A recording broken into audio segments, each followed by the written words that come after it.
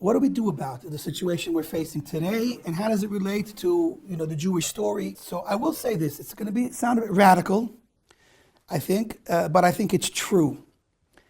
I think that ultimately we have to know that the darkness we face and the injustice that we face and the libels that we still face, I think today in a modern world where there's so much technology and so much communication, I think the way to fight it is with positivity and a positive message, and to stand up proud for who and what you really are and spread light.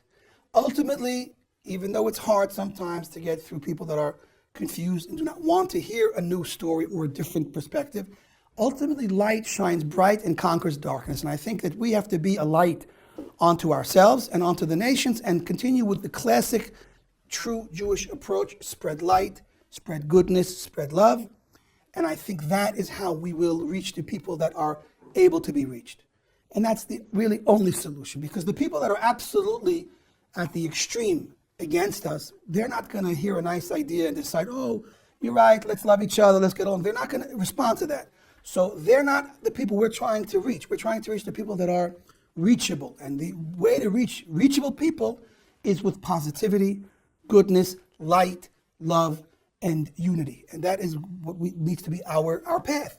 And we shouldn't, and really, it's not that it's only because it's not going to help us, we shouldn't allow them to turn us into what we're not and what we don't want to be. And so we shouldn't get caught up in the fight and then borrow their tactics and beg to turn this into a dirty fight, because we're above that. We've survived this long because we've been above it all, and we have to remain above it all on some level. And so the way to face today's challenges and today's threats and today's challenges is to hold on to two things. Hold on to Hashem and hold on to each other, and just keep doing what we're supposed to be doing.